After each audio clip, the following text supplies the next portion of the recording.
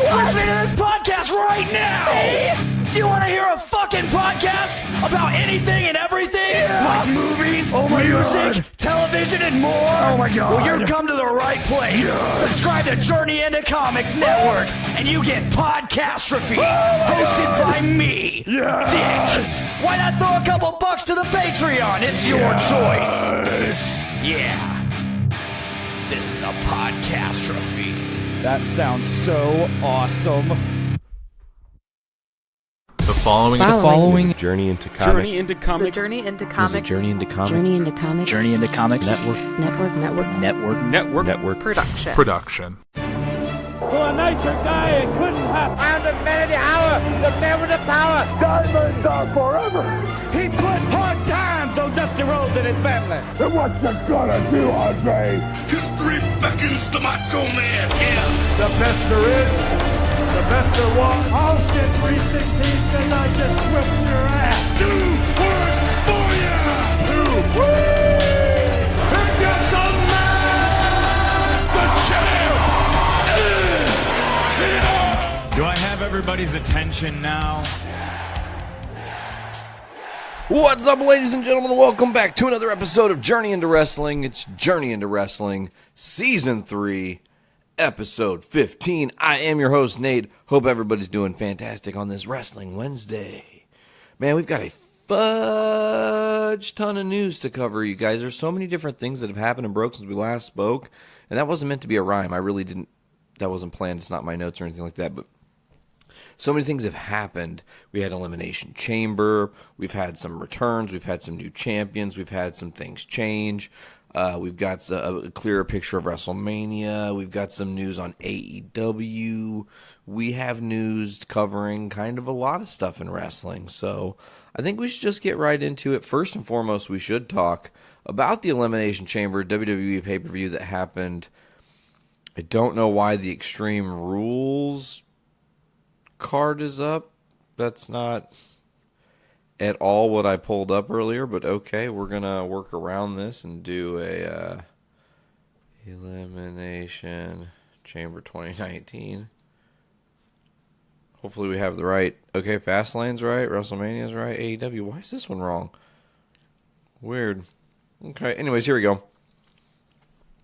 I watched the event and it was actually not bad. I wasn't mad at it. Buddy Murphy defeated Akira Tozawa in the prelim kickoff show match. And then we get into the actual event of, and I'm sorry I don't have a whole lot to say about the cruiserweight title and all that. It's just, I don't really, there's something that's still a little bit flat to me about that division. I'm not sure what is keeping me from really enjoying 205 Live, but I'm not really a huge fan of that specific part of WWE's product. So we get into Elimination Chamber, and the first match on the card was the Tag Team Women's Elimination Chamber match for the inaugural WWE Women's Tag Team Championships. The Boston Hug Connection in this match up against Carmella and Naomi, Mandy Rose and Sonya Deville, Nia Jax and Tamina, the Iconics, and the Riot Squad. This was a very intense, action-paced fight. Great match. Had a lot of interesting spots in it. Seeing Nia Jax go through the plexiglass was pretty crazy.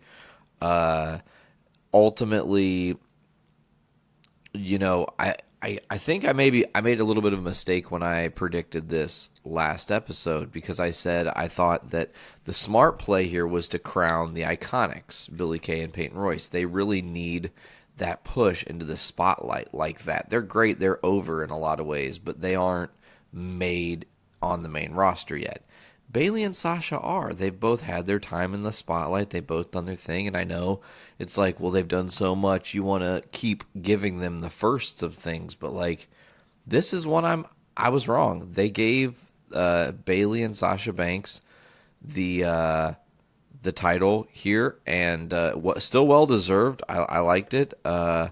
Ultimately, coming down to just a hell of a war.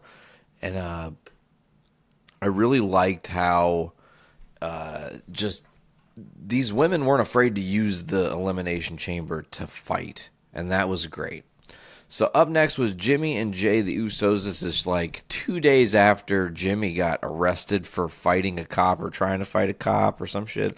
He was a passenger in a car, and Naomi got pulled over, and they smelled alcohol because Jimmy was maybe drinking a little bit. And he got out. He might have got tased. I don't know.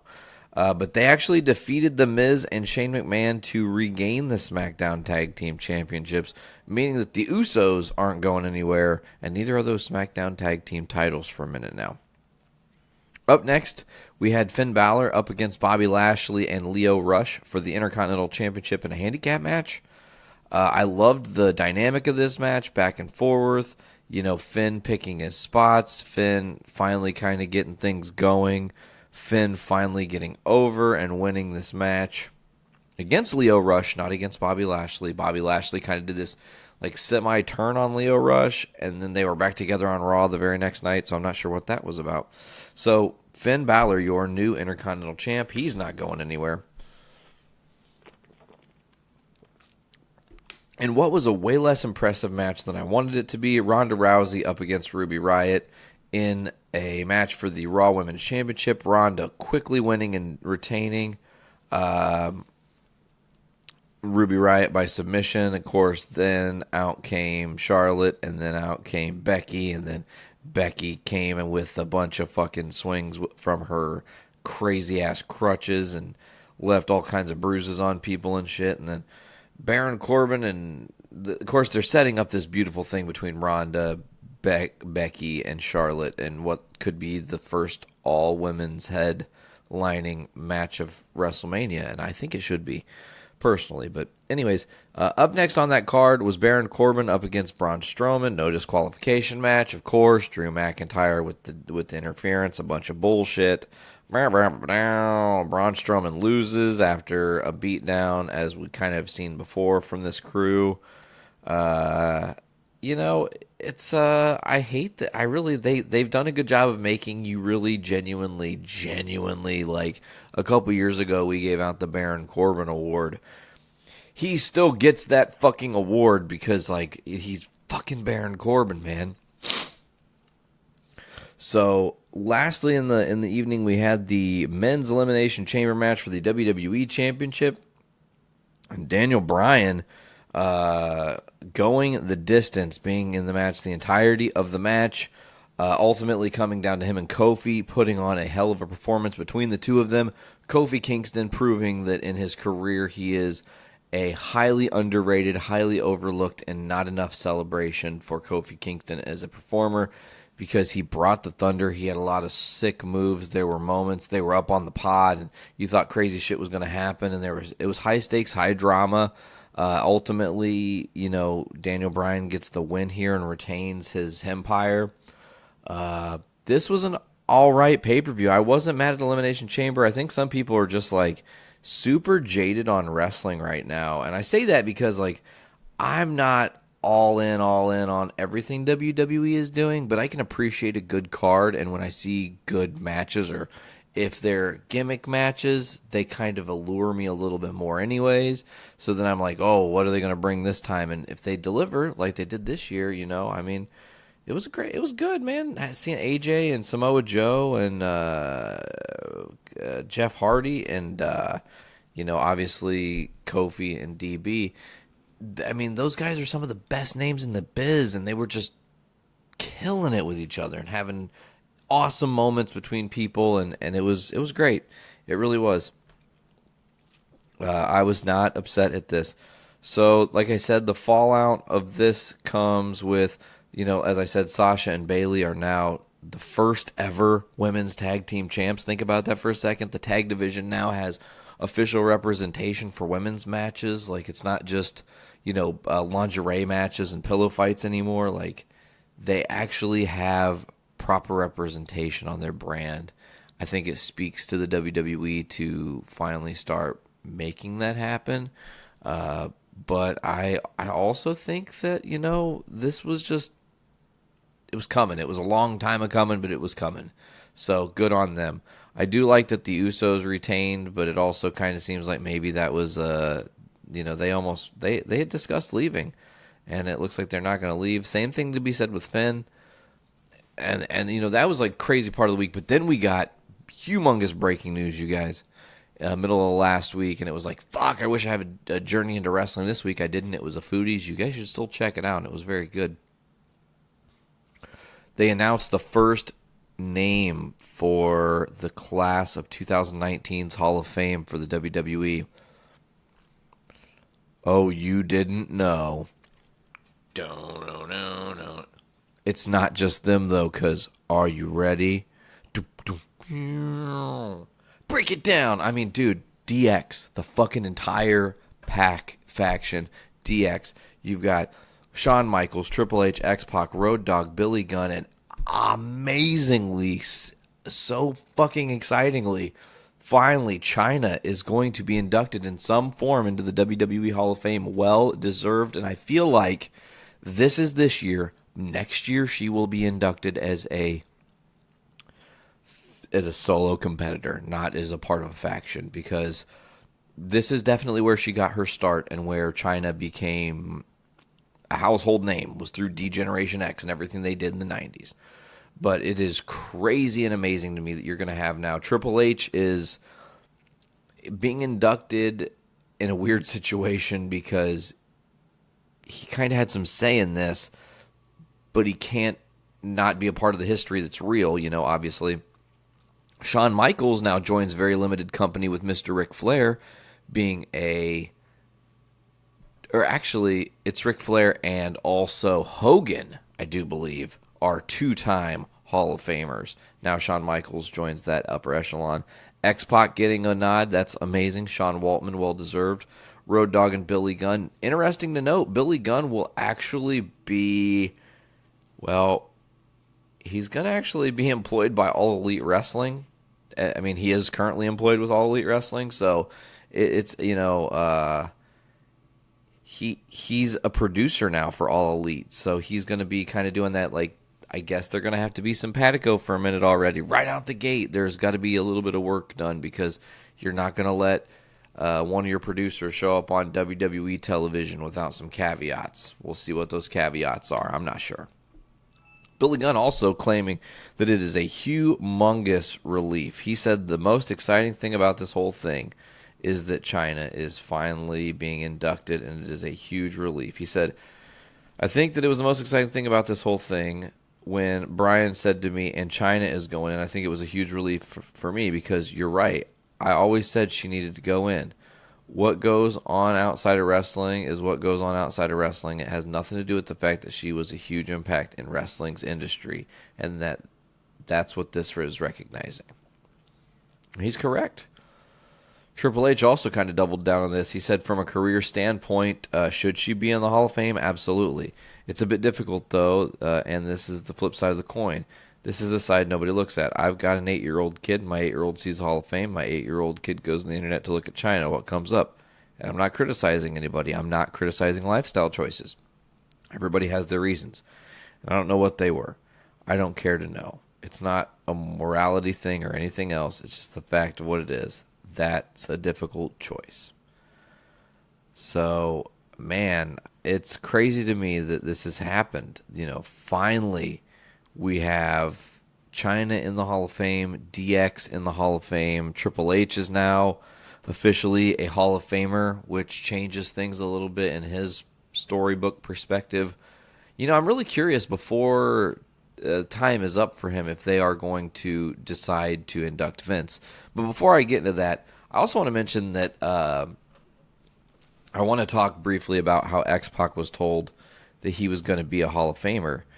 So he's one of the few people that were part of both DX and the NWO. And he said on his podcast, 12360, X-Pac 12360, anytime anyone has ever asked me about getting into the Hall of Fame, I can just think of so many people that should go into the Hall of Fame from generations past that haven't gone in. For me, it's important to see those people go in while they are still around to enjoy the induction. I got a text from Mark Carano, head of talent relations, and he was just like, hey, can we talk? And I just assumed it was about signing my contract, Legends deal, because I had the FedEx package and contract sitting on my table. And finally he called, and he's just like, I just talked to Paul. I can't remember the words exactly how he said it. And he said, you're going into the Hall of Fame. And I just about shit. He then explained that with DX and everyone going in, Joni included, and it's not that I don't feel worthy, because I do understand the things that I have done in the industry and my career and all of that, but I'm just blown away by all of it. I've done things in my career, no accomplishments, being in DX, NWO, the Click, all of that. You go, okay, eventually that will happen, but I wasn't sure that I would still be around for it, to be honest with you, because not everyone's going to make it up to that stage. So, yeah, I am just grateful.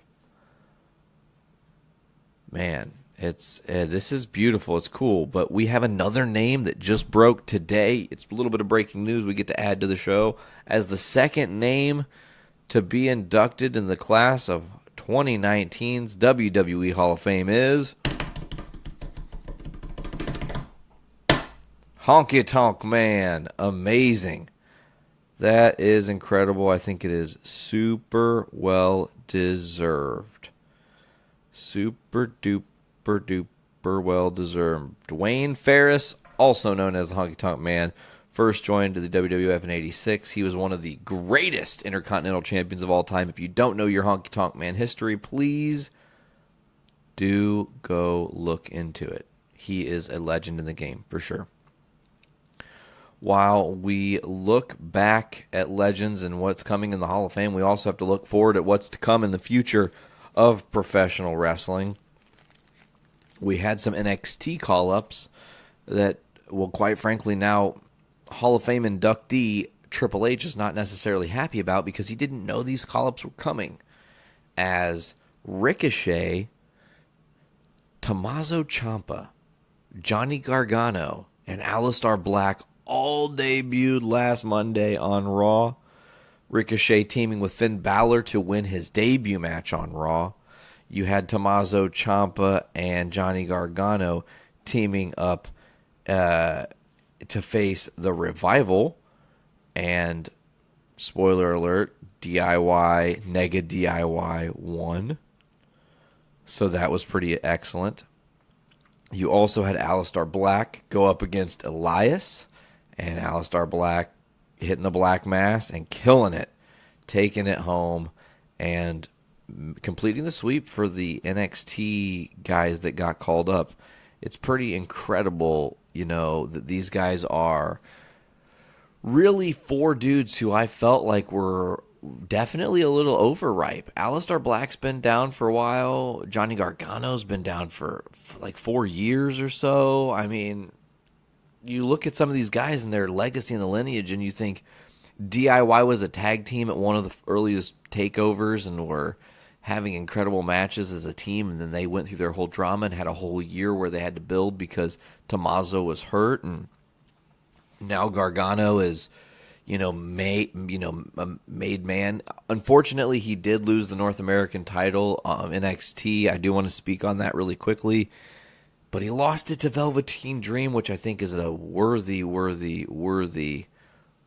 champion to hold that belt now. So far, 3 out of the 6 that competed in the ladder match for the NXT North American title back at, what was that? It was TakeOver New Orleans last April, right?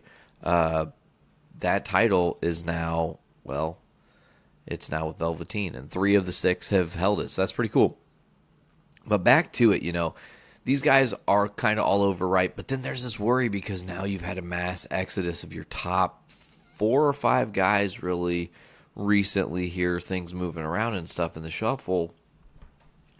What does that mean for the upcoming future of NXT? What does that mean for Tommaso Ciampa, who is still the NXT champ right now? Does that seal his fate that he has to lose? Will he be stripped of his title, much like Asuka, where he never lost it? It's not impossible to say that that's a thing. It's just all this is happening seemingly at an interesting time as we gear towards WrestleMania. We gear up, gear down, and get ready. With WrestleMania coming, and it's funny, I don't remember who was talking, but it was a couple weeks ago. They were like, it's WrestleMania season, and right now is where all the weird shit, like anything can happen. Like things you don't expect to happen are going to happen because this is the time.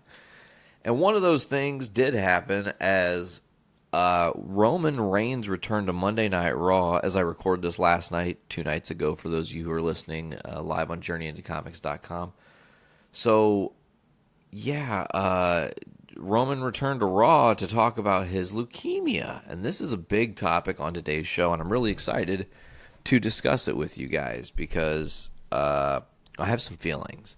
I think it's important to dive into these feelings a little bit. So Roman came out on Raw last night and revealed that his leukemia has gone into remission. And he is feeling better and he is ready to return. Okay. Now that's all fine and well. And I love that because, you know, when Roman, the story broke that he had the leukemia come back and he was going to have to leave and he vacates the title, and then we've had this cavalcade of more Brock Lesnar than we can muster. It was a very real moment, wrestling coming away from wrestling and being life in the spotlight.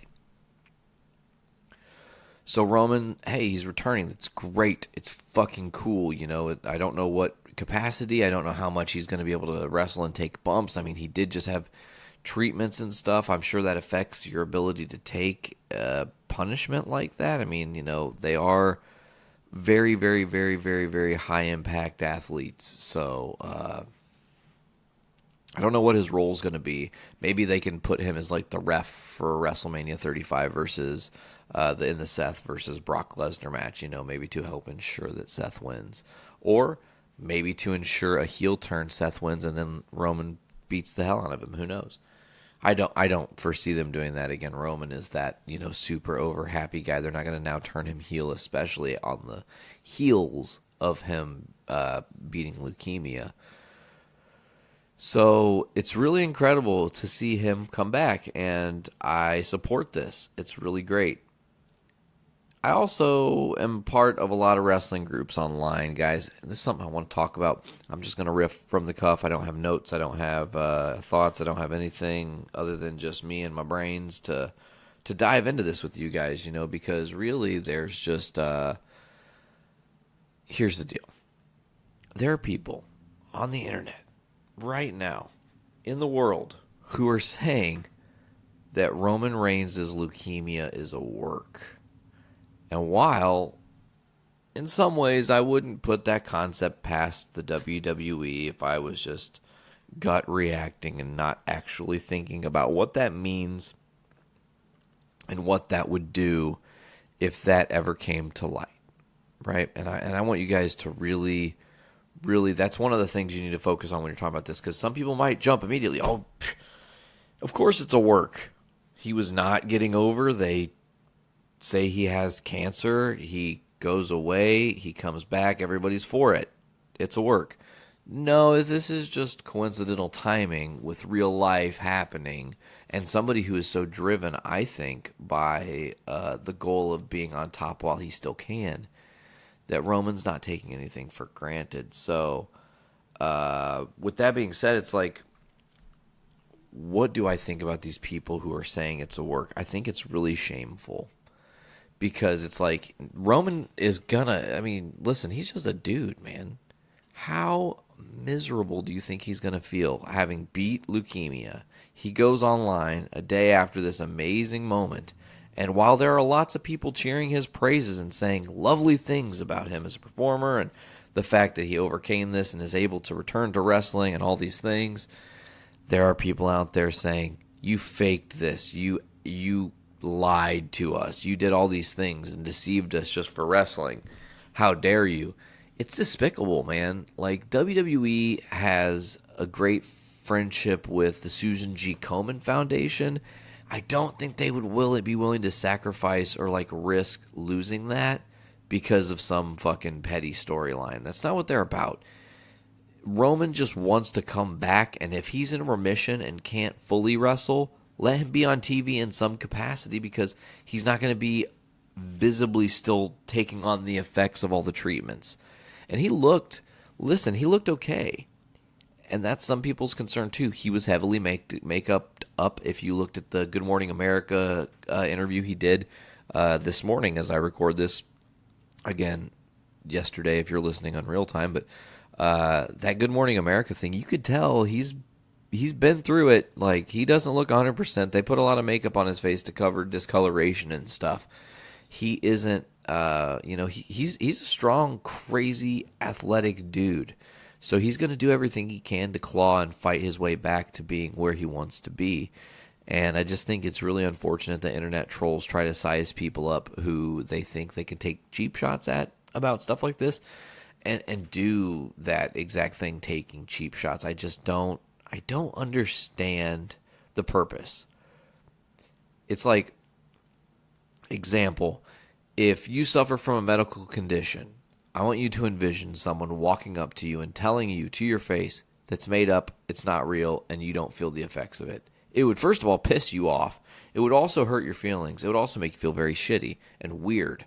Like, wow, why would you say such a terrible thing to somebody? That's just, like, are you human? Like, why would you stoop to such a terrible level? So, to the people that are saying it's a work, I think you really need to fucking figure yourself out. And I don't say this because I don't believe in God or shit, but y'all need to find Jesus or some shit, because that's crazy that you actually believe they would stoop as low as to play this one specific card. Like, some things, some of the other cards that people are saying, well, they did this, they fucking made Kane fuck a corpse.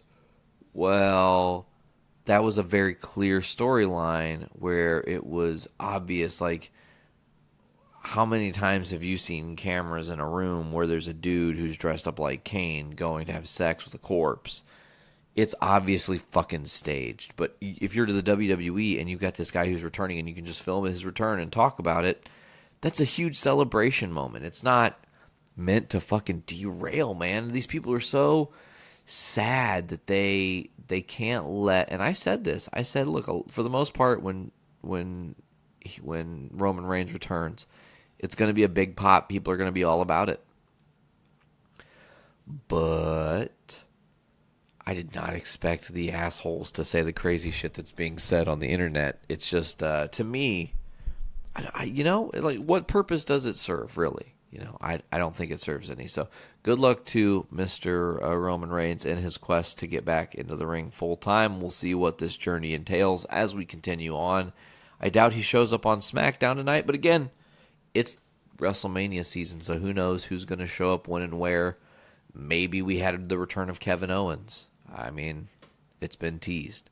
It has been, in fact, teased that he's coming back soon. So we'll see. Maybe Kevin Owens has come back, and I'm predicting this on a Tuesday before I've actually seen SmackDown. So check it out, guys. Got a little bit more WWE news. We're going to discuss some releases. We're going to talk about what most recently happened on Raw, which leads to our road to WrestleMania. We also need a brief on the card updated for Fastlane. So real quick here, we had some official releases. You guys already knew about Hideo Itami. I broke that news a few weeks ago. However, they have also now released Ty Dillinger and TJP, which is crazy. Ty Dillinger is one of the best workers they had. Charismatic. The 10 thing was over. Like, people were into him. And then WWE just did the thing. They just put him in the mid-card and let him sit there. They couldn't. I feel like they need to have a better, they need to constantly be doing tournaments in the WWE, almost like the King of the Ring all over again, but more than one a year. Do it 4 times a year to constantly put people in the spotlight and have them work through and have some people get close. And you can really see, as somebody works through a tournament, who people are going to fall for. Your Cinderella stories of somebody who maybe you didn't think was going to make it that fucking, does. Take chances on people. Have your veterans actually lose once in a while. That's my opinion anyways. So it's crazy to me that Ty Dillinger's gone, Hideo Itami's gone. Of course, Ty Dillinger asked for his release. Hideo Itami asked for his release. TJP I don't think did, but he's your first modern Intercontinental Champion. He won the Cruiserweight Classic, I'm pretty sure. He beat Brian Kendrick, or maybe it was the other way around. I don't. It's been a hot minute since we talked about that, folks. Again, not a huge fan of the 205 product, but these guys are going to obviously find their way over to another company we're going to be talking about here just a little bit. Another person that got released, this one's a little bit more of a shocker because where the wind blows, this person's going to go. You guys, they released Arn Anderson.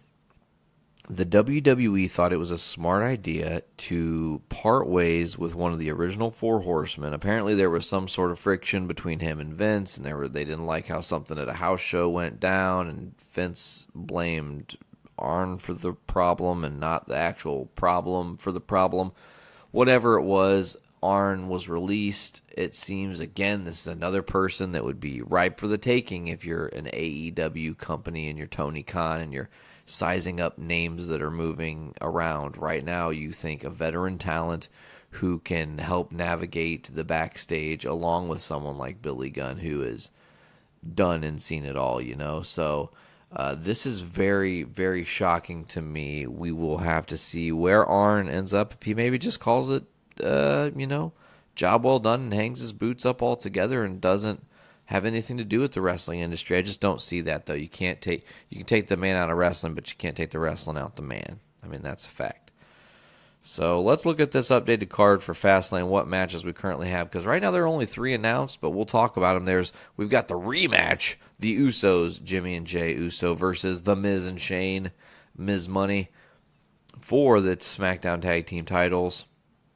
Maybe we're setting up a Shane-Miz match for WrestleMania. Who knows? Daniel Bryan, your Empire champion, versus Kofi Kingston in a singles match. Now, I hate to say this, don't expect Kofi to win that match. If they put him over, it would be amazing, but I expect some shenanigans to cause him to lose, which will put him into whatever Daniel Bryan match ends up happening for WrestleMania. We'll have to see where that goes, actually. And the first match from Raw, officially announced, is the Boss and Hug Connection. That's Bayley and Sasha as champs versus Nia Jax and Tamina, who have enacted a rematch clause, I guess, for the WWE Women's Tag Team Championship. So right now, Fastlane is starting to shape up here. We're only a couple weeks away. It's going to be happening the day before I go see Metallica. That's fucking awesome. In Cleveland, that's cool. Wild. Neat. So I'm looking forward to Fastlane, folks. Hopefully you are too. Let's talk about what happened this week on Raw.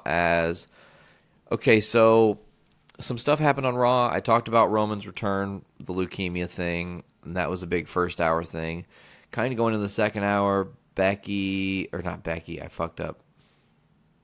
Ronda was facing Ruby Riott again and that whole thing. Becky came out, started whipping ass on people. Natalya was out there. Becky and Ronda kind of traded blows. Security got in the way, back and forth, back and forth, back and forth. They arrested Becky Lynch. She was playing Stone Cold Steve Austin again and going to jail. She's got the handcuffs on and everything. So building it up. It's a powder keg about to explode. Ronda Rousey demands answers. She wants Becky Lynch. Out comes Stephanie McMahon. You can't have it that way. Becky is suspended. As you know, my dad suspended her. So what does that mean? That means that you're going to face Charlotte at WrestleMania and you have no choice. And Ronda Rousey's like, man, see, that's where you're wrong. I'm Ronda Rousey. I do have a choice because I'm not everybody else, and I'm your Raw Women's Champion. Well, I was, and she lays the title down, essentially vacating, possibly. Maybe she was just doing it as a position of protest, who knows, but she essentially saying that the fans and everybody want Becky Lynch to be a part of this match. Just make the damn match happen. Of course, this is all part of their beautiful game plan because they've got everybody excited and talking about it. We're all buzzing about, is Becky going to be in the match? She's not going to be in the match. How are you going to incorporate her in the match?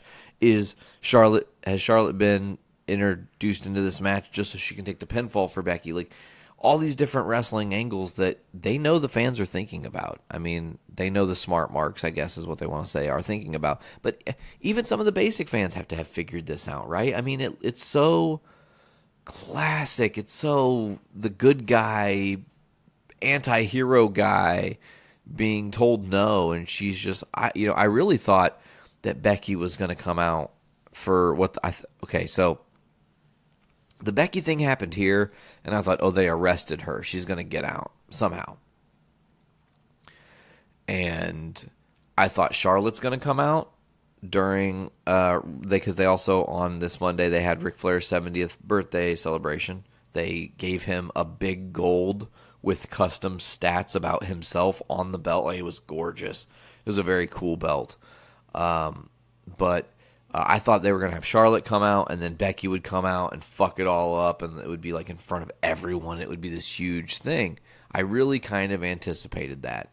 So what actually happened on Monday Night Raw shocked me. It really blew me the fuck away. I hate to curse so much, but I mean, really, it did.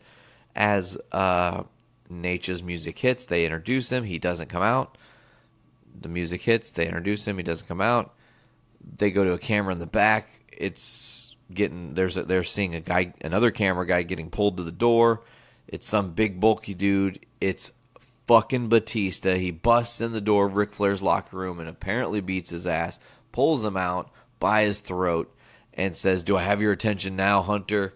And that's it, you guys. Triple H and everybody rushes to the back. They check on him. It's all obviously a work. And, man, I mean, they had Sting and Shawn Michaels and Ricky the Dragon Steamboat all in the same ring with Triple H, Stephanie. And no Ric Flair. So it's pretty cool to see that Batista has returned. He was last here right before he did Guardians, and he was a part of WrestleMania 30, and the whole debacle of him being inserted into a championship match he had no right. I digress. It's cool to see Batista back. I really am a champion of him as a person. Dave Batista is a very sweet dude, just genuinely. I think he seems like a very nice guy who stands by his people and his morals, and I can support that fully. So it's pretty cool to have him back. I can't wait to see, but it seems like this actually already has set up a match at WrestleMania. So here's what we know as of right now. We've got a few matches that have been announced. Ronda Rousey v. Charlotte Flair. We know Becky's going to get inserted to that match for the Raw Women's Championship. We also have Brock Lesnar, the Universal Champ, versus Seth Rollins. A singles match for the Universal Championship. Possible that Roman Reigns is inserted as your guest referee. Buddy Murphy versus To Be Determined. They don't know yet. TBD has returned for a match for the Cruiserweight Championship, so we'll have to wait and see. And they've also announced now that it is going to be Batista versus Triple H at WrestleMania 35. Grudge match, it seems, of sorts. So could be H's last match, maybe. Could be the birth and revitalization of Batista, who could then have some really interesting matches with some of the workers that we have now and really have an opportunity to shine.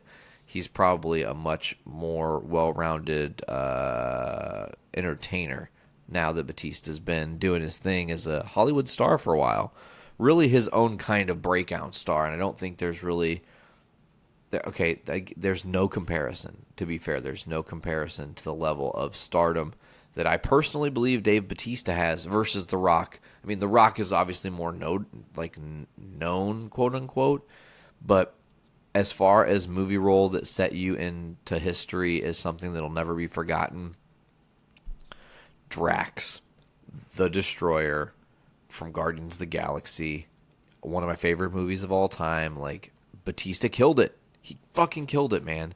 So I think that it sets the nice precedent that he can really he's more of in my opinion, he's more of a made star in Hollywood than John Cena is. He isn't like The Rock or John Cena. He is his own brand of Batista, and I stand by that for sure. So we're going to jump over to the tracks here as we had some interesting stuff happen. All Elite's tickets went on sale. All Elite's Double or Nothing event tickets went on sale. It immediately sold out in like 4 minutes or something like that. It was ultra fast. Or hold on, what was the time? I'm trying to see here what they said the time was, but they don't write it on here. Oh, yeah, it was 4 minutes. I was fucking right. I was expecting to see the number 4, and I was looking for a number 4 and not the letters Four. Anyways, so Dwayne The Rock Johnson, congratulating All Elite Wrestling on their sellout, talking directly to Chris Jericho. He said, God, I love when you cut babyface promos. Great shit, Mongoose. Congrats on the sellout, with a muscle emoji. So The Rock's keeping his eye on this shit, man. And, to have positive reinforcement and words and of encouragement from someone who is star power like Dwayne The Rock Johnson, that is something you can't turn your head at and just like go, oh, whatever, it doesn't matter, because it's pretty cool. Man, it would be awesome to have The Rock in AEW. I don't see it happening, but you never know. Door is open with Jericho being there. Jericho can make anything possible, I really think. He's going to be the guy that is like, hey, look, if you're going to ask my opinion and I get to have some say in this, like, this is how I would run things. This is what I would do. And obviously, they've got the talent over there. Speaking of the talent that's over there, let's talk about what happened in my back fucking yard as Phoenix and Pentagon Jr. were defending their their AAW tag titles in a match against Impact Wrestling's LAX in Chicago at AAW. They are in the match. The lights go out. The Young Bucks appear. They hit some super kick party. LAX wins the AAW tag titles from Lucha Bros, and then Lucha Bros Young Bucks go face to face, and an official match is made for Double or Nothing, Young Bucks v Lucha Bros. Let's talk about that card for Double or Nothing here real quick. What matches do we have so far? Here are the matches announced. We've got Hangman Adam Page versus Pac. We've got SoCal Uncensored, which is the Fallen Angel, Christopher Daniels, Frankie Kazarian, and Scorpio Sky versus SEMA, which is from the Chinese wrestling organization that they're teaming up with now, and two other teams, TBA and TBA. Kenny Omega versus Chris Jericho. Dr. Britt Baker versus Nyla Rose versus Kylie Ray. Cody versus TBA, and I have a thought on who TBA is going to end up being. Sonny Kiss versus Kip Sabian versus Brandon Cutler versus TBA as a part of the Over the Budget Battle Royal to start. And as I just announced, the Young Bucks versus the Lucha Bros in a tag match, most likely for their first tag titles. Who knows? Well, I wonder if they will introduce gold in this company or if it will be different to start. Maybe they won't have champions right out the gate. I don't know how that's exactly going to go down. It is super cool and crazy to know that the Bucks were just in Chicago in the backyard. They also went to Sears Center and teased the fact that they need to come back and do something again, and I think they've teased that it's going to be called All Out. Sadly, All In 2 is not going to be used. They're not going to use my fucking cool design that I came up with. I'm heartbroken, you guys. But that's okay. You can't win them all, right? So it is what it is. So let's get into this last piece of news here, and I want to talk about it. I want to talk about my opinions about it, and then we're going to get out of here, folks. We don't have a lot more to discuss today. The Undertaker has been booked for StarCast 2. Does this mean the dead man is on his way to AEW? In short, not really. This is him going to StarCast, which has got personalities who are and are not affiliated with All Elite Wrestling, showing up to just celebrate wrestling for that weekend. Conrad Thompson putting it on, doing his best to, make wrestling great again in his own beautiful way. This is also on the heels of some speculation and rumor that The Undertaker is going to be starting his own podcast, jumping into my territory, dead man. I think I'm undefeated, motherfucker. You can't come to my WrestleMania world and do shit. Oh my God, we have to talk about that too, and I'll have to do something there. Good. That'll just give me 1 second. That'll be great. So Undertaker is going to be at StarCast 2. He took this booking. It seems like he's going to be promoting possibly that he's going to be doing this podcast and just getting out there and interacting with his fans and kind of killing the dead man persona, I guess, a little bit by way of just being like, hey, look, I'm just a dude, and there's going to have to be life outside of wrestling, and I don't want to be forgotten about or left from the annals of time because I'm not always the dead man. Like, I want to be able to talk about my journey in my life, and I'm sure that's what his podcast is going to intend on doing, if that's what they actually end up announcing. I don't think he's going to go sign with All Elite Wrestling. If he does, it would blow my fucking gourd. Undertaker did remove all mentions of WWE from his social medias, and then booked this. That also is probably because WWE was pissed off that he said he was going to book this after he was probably very transparent and said, this isn't going to hurt you, it's not going to hurt them, it's not going to hurt me, and I'm going to make a little bit of capital by way of spreading the love to my fans. So I think this is a good idea for Taker. I think it's well deserved for him to be able to go out there and do expos and shit and talk to the people. You know, I would love to meet Undertaker. I could go to Double or Nothing, I would. Like, if $30,000 fell in my lap and someone was like, hey man, here's $30K, you can only spend a little bit on yourself, and you got to be selfless for everyone else around you. Okay, that's fine. The only thing I'm being selfish for is I'm going to find ways to get tickets to Double or Nothing, fly out there, meet the Undertaker. I'm all about it, you know. That's real. So, yeah, you know, I think that does it for wrestling, really, you guys. Now, I will say before we're out of here from Journey into Wrestling, I get to partake in something very special. As the Podfather, I'm also I'm like a split personality human, because while I do the podcasting thing and I'm really dedicated to this, I also am very dedicated to Walk Among Us, the only punk rock piano tribute to the Misfits. That's our baby. We love it. We spend all of our time trying to better that brand and that band and this brand. So we were asked to join a show called WrestleMania 5. It's the 5th one they're having. It's at Punk Rock Night in Indianapolis, April 6th. And it's got, you know, there are 4 bands that essentially it's like a fatal 4-way. One band leaves victorious as the champ. Okay? So we have to cut promos, and I'm kind of getting ahead of the game because you're supposed to cut video promos, but I'm not just cutting video promos. I'm cutting audio promos too, as little Easter eggs that I'm going to tell them, like, yeah, go back and listen. We've already been talking trash on you jabronis. And I don't really like using that word all the time, but it's a good word. I don't care.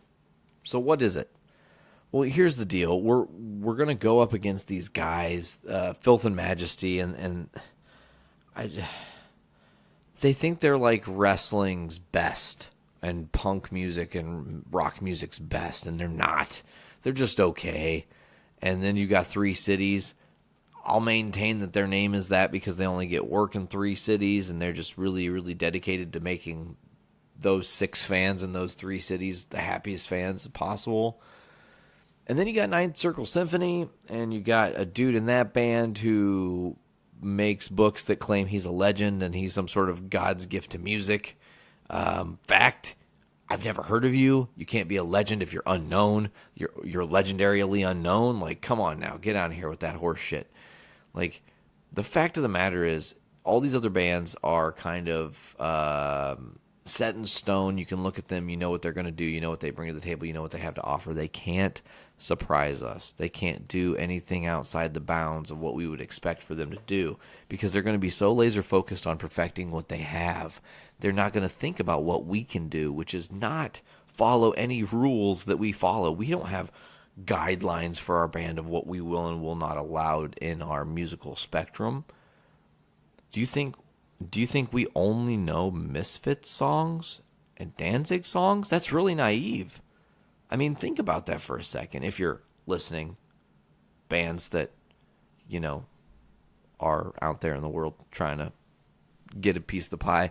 The deal is this. We are the unknown. We are the enigma. We can bring things to your table that you're not expecting. You can't predict for. You can't plan for. You're going to mark out for. And at the end of the day, here's one thing that we can guarantee. We will make them all our fans.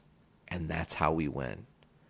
Because every single band that comes to this show has to bow to us at the end of the night and say, man, you guys brought the thunder. You changed people's fucking lives tonight. I'll be like, yeah, we were awesome compared to bullshit. No, I'm kidding. Of course we're going to be amazing. I'm not worried about it. We work very hard at our craft. We put time in, hours in, days in, working in and out and in and out to ensure that we're the best that we can be. And that's a fact. So if you think that you can walk into Walk Among Us' territory, slap us in our faces, and do anything to us, no, it's not going to work. It doesn't work that way. We're unfazed. You can't talk trash about us. You can't poke holes in us. We come soundly, musically, 100% dead on every time. We bring emotion and feeling and space and time and everything, and every performance is dedicated to a moment that we're sharing with everyone in that room, and that one time we'll never get it back. You're not going to take that moment from us, and when it's all said and done, they're going to raise our hand, and we're going to take the PRN championship on tour, baby, and we're going to hit up every fucking city that we're meant to play this year. Columbus and Dayton and Valparaiso and Chicago and Indianapolis, which is where we're going to win the title. We are going to be your champions. That is not a prediction. It is a spoiler. I'm your host, Nate. You guys can check out Journey into Wrestling every single bi-weekly Wednesday. I didn't know how to say that. Every other Wednesday is the way I meant to say that. But you can check out Journey into Wrestling every other Wednesday right here on the Journey into Comics Network at journeyintocomics.com. Get us on iTunes, Podbean, Stitcher Radio, Google Play Music, Spotify, CastBox, Podcast Addict. Any place that you can get podcasts, you can find us. Podchaser. Just search Journey into Comics Network. It's very important and imperative that you're searching Journey into Comics Network to find our shows. If you're listening here and you're trying to tell your friends, don't tell them, go check out Journey into Wrestling. They're not going to find us. You got to say, go check out the Journey into Comics Network, and you'll get Journey into Wrestling. And you'll get shows like Journey into Comics and Poor 360 and Foodies Watching Movies and Podcastrophe and Crucial Tunes and Gallifredio and the Voice of Survival Podcast and Kids for Sale and Dungeons with Dudes. And all the shows we have on our network. I'm fucking so excited. We got a whole bunch of stuff coming up, folks. Thank you guys so much for checking out this week's episode of Journey into Wrestling, Season 3, Episode 15. I've been Nate, and yo ass better call somebody!